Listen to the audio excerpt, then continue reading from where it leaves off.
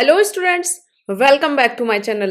मैं हूं मीनाक्षी सिसोदिया और आज की क्लास में हम जो बात करेंगे वो करेंगे इमाइल दुर्खिम की पुस्तक the division of labour in society के बारे में कि दुर्खिम ने कैसे समाज में श्रम विभाजन को बताया और कैसे समाज में एकता को स्थापित करने की इन्होंने बात की है।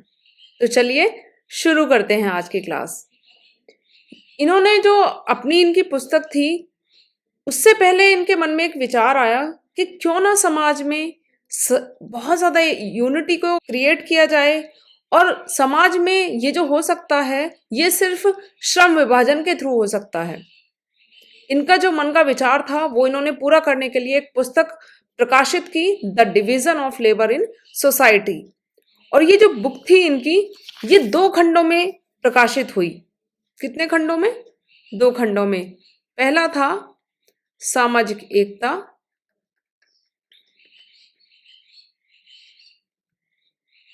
दूसरा था समाज में सामाजिक श्रम विभाजन।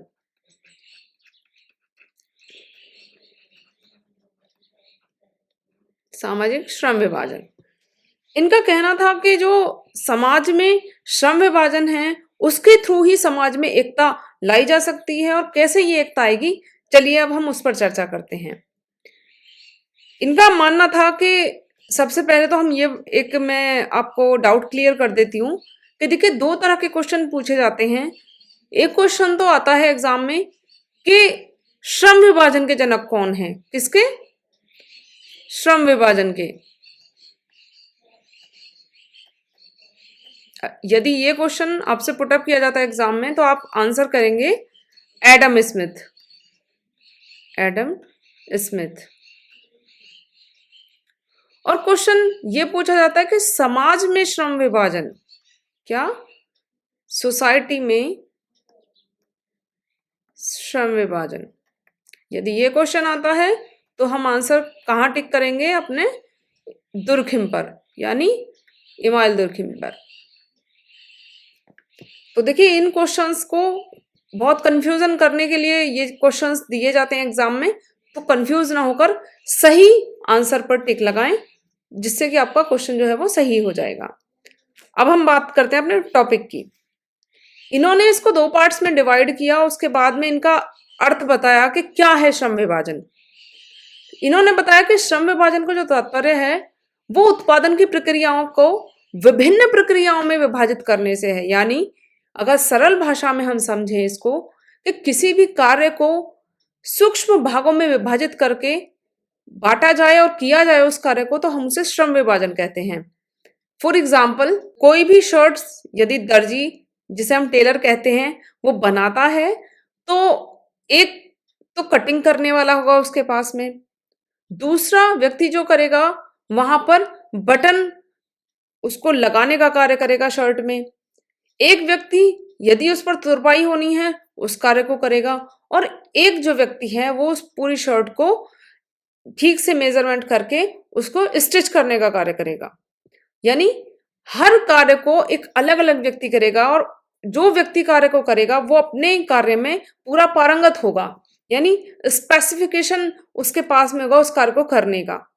तो ये कहलाता है हमारा श्रम विभाजन, यानी कि कार्यों का एक विभाजित होना या कार्यों का बंटवारा होना। तो ये हुआ श्रम विभाजन। ये कहते हैं कि श्रम विभाजन जो है उससे क्या होता है, विशेषीकरण आता है, क्योंकि कोई भी श्रम करने वाला जो व्यक्ति है उसका सिर्फ अपनी ही क्रियाओं से संबंध होता है, ना कि दूसरे की क्रियाओं से। जैसे मैंने अभी एग्जाम्पल के तौर पे आपको बताया कि जो बटन टांगने वाला है या बटन बनाने वाला है वो अपने कार्य में पारंगत होगा, लेकिन उसको जो कटिंग करने का कार्य है वो नहीं आता होगा अच्छे से। उसको पता तो थोड़ा बहुत होगा, लेकिन वो बहुत अच्छे तरीके से उस कार्य को करना नहीं जानता होगा और ना ही वो उस कार्य को करेगा। और जो स्टिच करने वाला है वो तुरपाई का कार्य अच्छे से नहीं कर पाएगा, यानी उसका जो स्पेसिफिकेशन है वो उसके कटिंग करने में है या शर्ट को सिलने में है, अन्य कार्यों से उसका कोई संबंध नहीं है। तो ये जो विभिन्न प्रक्रियाएं हैं इसको भी इन्होंने 2 भागों में विभाजित किया कि कैसे कैसे ये जो श्रम विभाजन है वो आया और किन समाजों में ये श्रम विभाजन गया। चलिए अब बात करते हैं समाजों की। नंबर 1 इन्होंने बात की है यांत्रिक समाज की। किसकी? यांत्रिक समाज की। इसके अंतर्गत आती है यांत्रिक एकता। कौन सी एकता आती है? यांत्रिक एकता। ये जो समाज था यांत्रिक समाज या यांत्रिक एकता कहाँ पाई जाती थी? देखिए ये पाई जाती थी प्राचीन जो समाज थे या आदिम समाज थे उनमें ये एकता पाई जाती थी। क्योंकि वहाँ जो था उस वक़्त जनसंख्या कम थी और जनसंख्या कम होने की वजह से वहाँ की आवश्यकताएँ बहुत कम थी। जब आवश्यकताएँ किसी स्थान पर या किसी समाज विशेष में कम होती है, तो वहाँ पर चीज़ों का उत्पादन बहुत कम होता है, वहाँ बहुत ज़्यादा उत्पादन नहीं होता क्योंकि यूज़ करने वाले वहाँ बहुत कम हैं, आवश्यकताएँ वहाँ बहुत कम हैं और साथ में मशीनों का प्रयोग नहीं करते थे लोग। लोग कैसे कार्यों को करते थे? जो हाथ से किए जाएँ या उद्योग धंधे थे, उन कार्यों में संलग्न रहते थे। तो ऐसा समाज जो था वो हमारा यांत्रिक समाज था, वहाँ पर यूनिटी पाई जाती थी, तो वो यांत्रिक तरीके की यूनिटी पाई जाती थी। अब यूनिटी में क्या था कि वहाँ जो था, वहाँ समूह की जो प्रमुखता थी, वो मेन चीज़ थी कि लोगों के विश्वास सेम थे, वहाँ बहुत ज़्यादा चीज़ें एक-दूसरे से इंटरकनेक्टेड थीं, लोग अंतर संबंधित थे हर तरीके से। समूह की जो चीज़ें थीं, उनको फ़ॉलो किया जाता था। या हम बात कहें कि कोई भी चीज़ समाज में हो रही है, वो एक-दूसरे से कनेक्ट होकर होती थी। मतलब वहाँ अलग-अलग चीज़ें लोग नहीं करते थे, सिमिलर सी चीज़ें वहाँ समाज के लोग करते थे। और देखिए, यदि हम बात करें पुराने समय की, तो जैसा हम देखते हैं मान लीजिए कोई गाँव है या कोई समाज विशेष है, तो वहाँ पर जो कार्य होते थे, वो एक जैसे होते थे। जैसे कुछ लोग कार्य करते थे सिलाई करने का या कुछ लोग कढ़ाई करने का कार्य करते थे, कुछ लोग कपड़े धुलने का कार्य करते थे, तो उनका जो कार्य था, उसमें उनको विशेषीकरण प्राप्त था। यांत्रिक समाज के जो लोग थे, वो अपने कार्यों को मिल-जुल कर समाज के साथ संपन्न करते थे, क्योंकि जो उनके घरों में उद्योग-धंधे लगे हुए थे, वहाँ सब अपना कार्य करते थे, हाथों से कार्य किया जाता था, मशीनों का प्रयोग नहीं किया जाता था। और देखिए, एक चीज़ और आपने देखी होगी कि गाँव बस्ती में क्या होता था कि जो पुरुष का कार्य था वो ये था कि बाहर जाकर धन कमाना और अपनी जो बच्चे हैं उनका और बीवी का पालन-पोषण करना। और एक स्त्री का कार्य सिर्फ़ वहाँ तक सीमित था कि वो घर में खाना बनाएगी या झाड़ू-पोंछा करेगी, बस इतने तक वो सीमित थी स्त्री। लेकिन धीरे-धीरे इसका स्वरूप बदलता गया। जब स्वरूप बदला तो एक नए समाज की ओर हम अग्रसर हुए और एक नए समाज का उदय हुआ जिसका नाम था सावयवी समाज या सावयवी एकता की तरफ हम बढ़े। हम किसकी तरफ बढ़े? सावयवी हम बढ़े सावयवी समाज की तरफ या सावयवी एकता कहेंगे।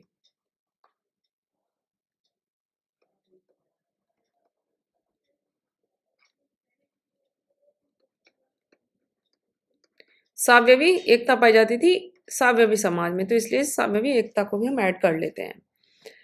इनका कहना था कि देखिए यहाँ पर अगर हम बात करें यांत्रिक समाज की जैसे हमने अभी बात की है तो यहाँ पर जो लोग थे वो एक यंत्र की भांति काम करते थे एक समाज के थ्रू या समाज के अकॉर्डिंग ही सारी चीज़ों को फॉलो करते थे और सारी चीज़ों को अपने कार्यों को समाज के द्वारा करते थे संपन्न। लेकिन वहीं हम बात करें सावयवी समाज की तो सावयवी समाज के जो लोग थे वो अपने कार्यों को खुद ब खुद करना शुरू हुए और जैसे जैसे यांत्रिक समाज ने प्रगति की धीरे-धीरे हाथों का जो कार्य था, वो कहीं न कहीं मशीनीकरण की तरफ बढ़ने लगा और प्रगति उधर होने लगी। ये आज का समाज है जिसकी हम बात कर रहे हैं क्योंकि देखिए इस समाज में क्या है कि पहले कार्य जो होता था वो हाथों से होता था, समय ज़्यादा लगता था लेकिन वर्तमान समय में मशीनों का ज़्यादा से ज़्यादा यूज़ होता है और मशीनीकरण के कारण यहाँ जो है यहाँ सावयवी एकता पाई जाती है कि लोग जो हैं वो एक-दूसरे से ज़्यादा अंतर संबंधित नहीं होते, सिर्फ़ परिवार के लोग एक-दूसरे से जुड़े हुए होते हैं और जितना जिसको ज़रूरत है उतना ही अपना कॉन्टैक्ट रखने की कोशिश करते हैं।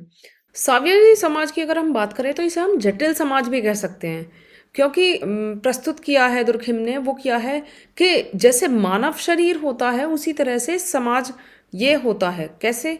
जैसे मान लीजिए एक पूरा बॉडी है और पूरी बॉडी के जो पार्ट्स हैं वो अलग-अलग कार्यों को करते हैं। फॉर एग्ज़ाम्पल लीवर का कार्य अलग है, हम आँखों से क्या करते हैं, हम चीज़ों को ऑब्जर्व कर पाते हैं, कानों से हम ध्वनि को सुन पाते हैं, नाक से हम स्मेल ले पाते हैं, हाथों से हम कार्य को कर पाते हैं। तो मतलब हर पार्ट का अलग अलग रोल है, लेकिन ये जो है एक संपूर्ण शरीर के रूप में बना हुआ है, परंतु उसके कार्य अलग अलग हैं। यानी जो श्रम विभाजन है तो वो सूक्ष्म भागों में विभाजित है, जबकि जो कार्य है एक उसी को सब करने में लगे हुए हैं। अब हम बात करेंगे कि इन समाजों में किस तरह का कानून पाया जाता है। तो पहले बात करेंगे यांत्रिक समाज की। यांत्रिक समाज में दमनकारी कानून पाया जाता था। दमनकारी कानून। दमनकारी कानून का मतलब था कि जो कानून था वो दमन पर आधारित था, यानी जो समाज के लोग थे वही लोगों को दंडित करते थे। मान लीजिए किसी भी समाज के किसी व्यक्ति ने कोई अपराध किया है या समाज के किसी भी अगेंस्ट जाकर कोई ऐसा कृत्य किया है जो उसे नहीं करना चाहिए, तो ऐसे कार्यों को करने पर समाज द्वारा उस व्यक्ति को दंड दिया जाता था।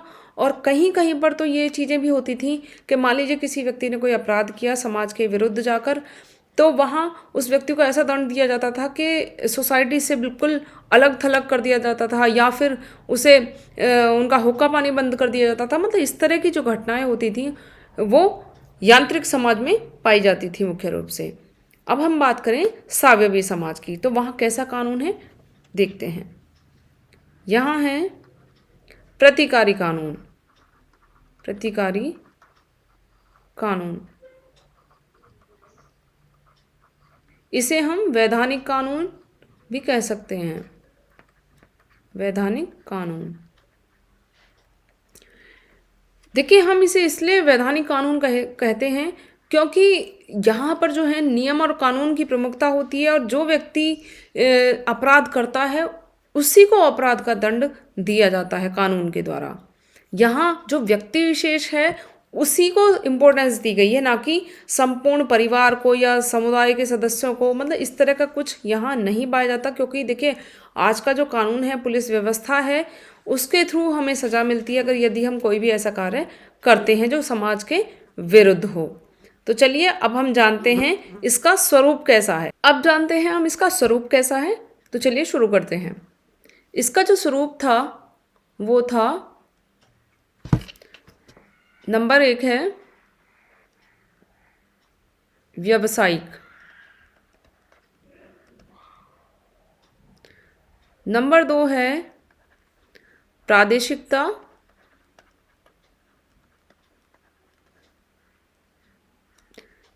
नंबर 3 है पूर्ण प्रक्रियाओं का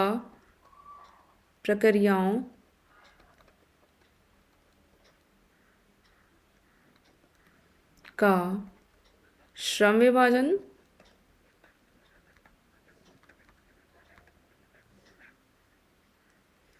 नेक्स्ट है अपूर्ण प्रक्रियाओं का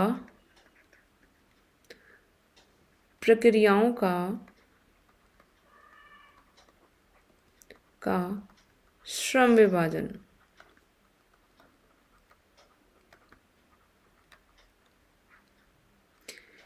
इन्होंने इन चीज़ों को डिफाइन किया है, और इन्होंने बताया कि नंबर 1 जैसे हमने बात की है व्यवसायिक की, ये कहते थे कि देखिए सबसे पहले क्या था, ये चीज़ें जो सबसे विभाजन शुरू हुआ वो हुआ व्यवसायिक आधार पर। कैसे हुआ? क्योंकि देखिए इसका जो सबसे अच्छा उदाहरण है वो हमारी भारतीय वर्ग व्यवस्था है, क्योंकि ये जो स्टार्टिंग हुई थी व्यवसाय को डिवाइड करने की, तो वो क्या था, अलग अलग वर्गों में था। ये जो व्यवसाय करने का कार्य था वो अलग अलग वर्गों में अलग अलग व्यवसाय किए जाते थे। और जैसे जैसे ये वर्ग व्यवस्था जो है हटी एक तरफ, फिर ये कुशलता की तरफ आधारित हो गई। यानी कुशलता पर आधारित होने के बाद कि जो व्यक्ति योग्य होगा या कुशल होगा वो व्यक्ति वैसा ही कार्य करेगा। उसके बाद में धीरे धीरे ये जन्म पर आधारित हो गई। जन्म पर आधारित ऐसे हो गई कि जो व्यक्ति जिस चीज़ में कुशल है तो उसका जो पुत्र है जब वो जन्म लेगा तो वो उसी कार्य को करना शुरू कर देगा। यानी ये चीज़ एक दूसरे को ट्रांसफ़र होने लगी जन्म पर। नेक्स्ट इन्होंने नंबर 2 बात की है प्रादेशिकता की। प्रादेशिकता का तात्पर्य इनका यहाँ ये है कि देखिए किसी भी जो स्थान है उसकी जलवायु जो होती है वो अलग अलग होती है। अब जैसी जलवायु होगी तो वहाँ वैसे ही उद्योग धंधों का विकास होगा, यानी वहाँ वैसे ही जो उत्पादित वस्तुएं हैं या उत्पादित कच्चा माल है उसका उत्पादन वैसा ही होगा जैसी वहाँ की जलवायु या वहाँ का मौसम होगा। तो जैसे अगर हम एग्जाम्पल के तौर पर देखें, जम्मू कश्मीर हुआ या आसाम हुआ, आसाम में चाय का उत्पादन है वो देखिए वहाँ की जलवायु के थ्रू ऐसा हो पाता है।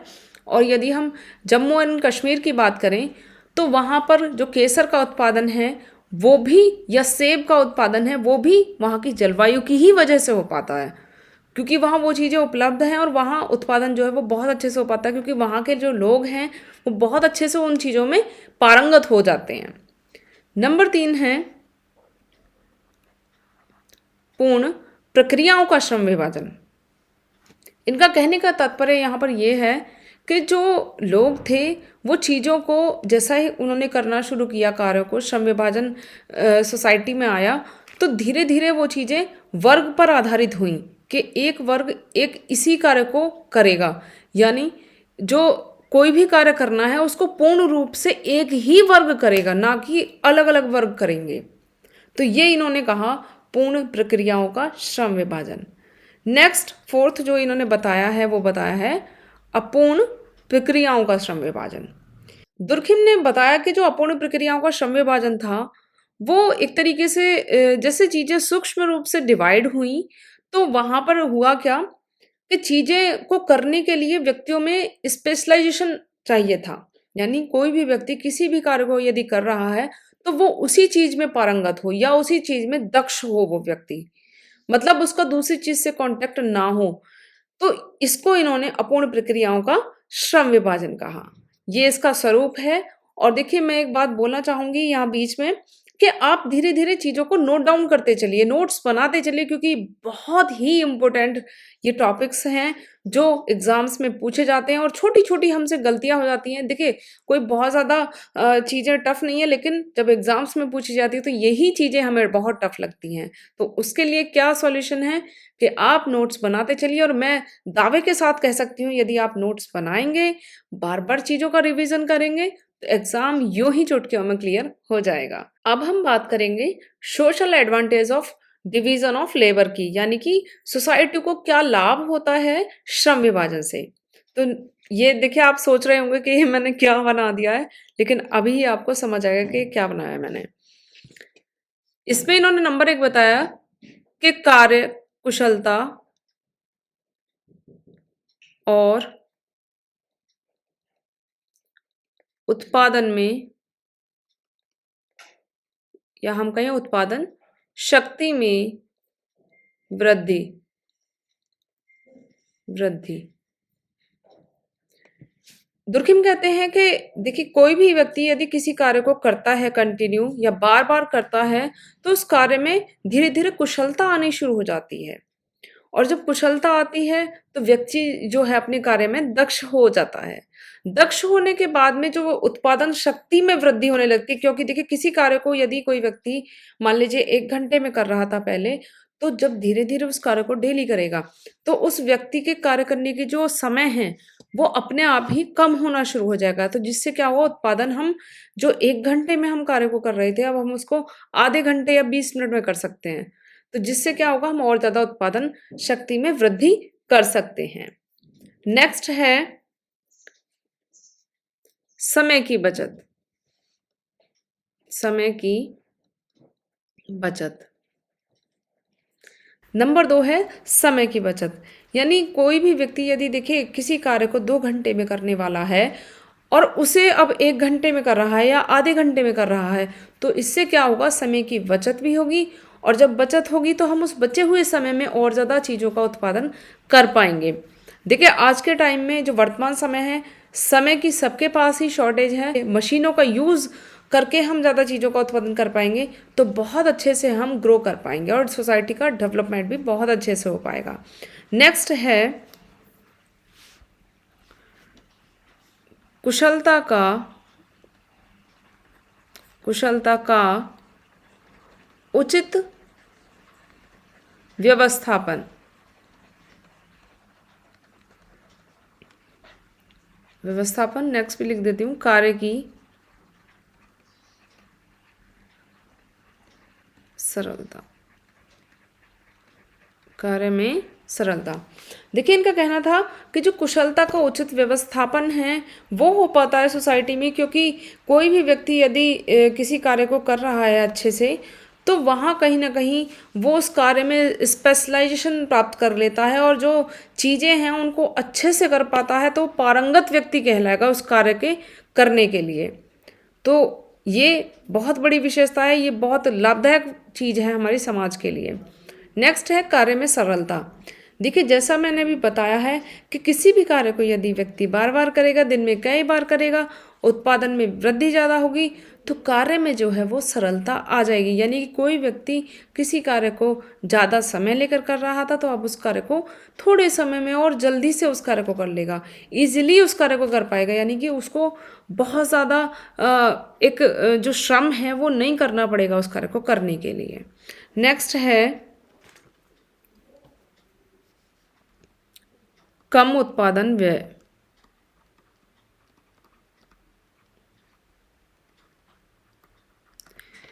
दुर्खिम कहते हैं कि देखिए कम उत्पादन व्यय कैसे होगा, क्योंकि कोई भी कार्य यदि हम कर रहे हैं और उसमें करने वाले जो हैं वो कम लोग यूज़ हो रहे हैं। मतलब पहले क्या होता था, सोसाइटी में बहुत सारे लोग किसी भी कार्य को करने के लिए लगते थे, उद्योग धंधे जो चलते थे वो लोगों के ऊपर निर्भर होकर चलते थे, हाथ से कार्य को किया जाता था। लेकिन वर्तमान समय में जैसे जैसे मशीनों का आविष्कार हुआ और मशीनें हमारी सोसाइटी में कार्य करने के लिए आई, तो धीरे धीरे क्या हुआ, जो व्यक्ति कार्य करते थे अब उनका स्थान मशीनों ने ले लिया।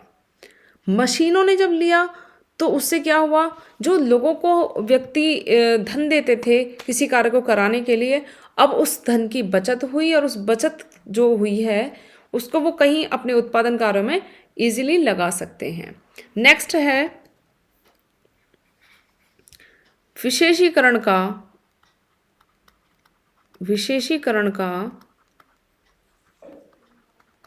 विकास।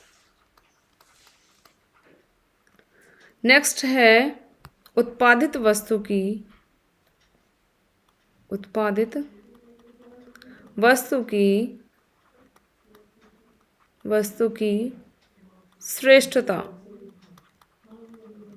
श्रेष्ठता और यहाँ है नवीनतम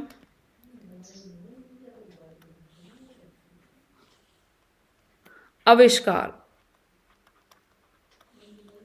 देखिए हम अगर इनकी बात करें, विशेषीकरण का विकास, देखिए इससे विशेषीकरण का विकास इसीलिए हो पाता है क्योंकि कोई भी व्यक्ति यदि किसी कार्य को करने में दक्षता प्राप्त कर लेता है, तो उससे क्या है, तो हर व्यक्ति यदि अलग अलग कार्यों को करेगा तो अपने आप ही दक्ष हो जाएगा। जब दिन भर में उन कार्यों को करेगा और कई वर्षों तक करेगा, तो उससे क्या होगा, विशेषीकरण का बढ़ावा मिलेगा और विशेषीकरण हमारे समाज में हर व्यक्ति में पाया जाएगा।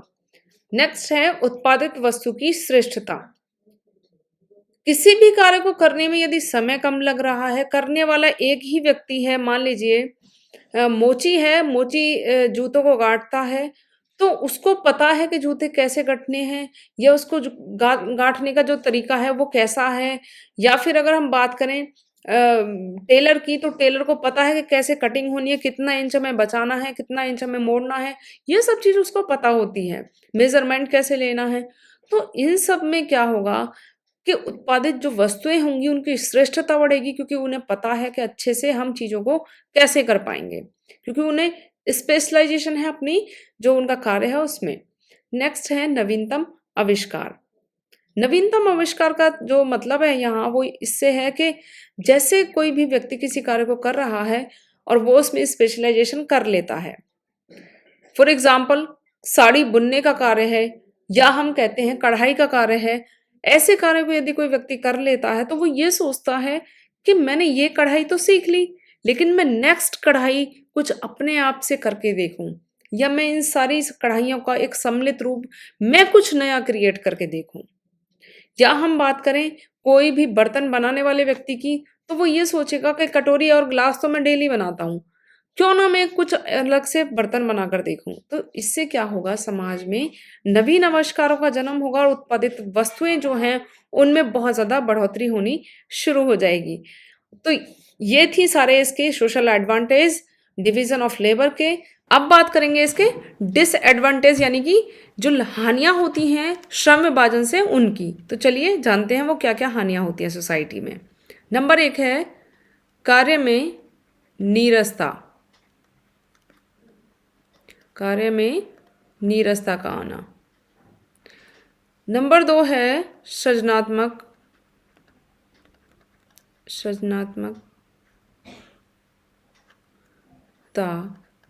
का विनाश। नेक्स्ट है व्यक्तिक स्तर पर कुशलता की हानि। नंबर 4 है जनसंख्या का केंद्रीयकरण।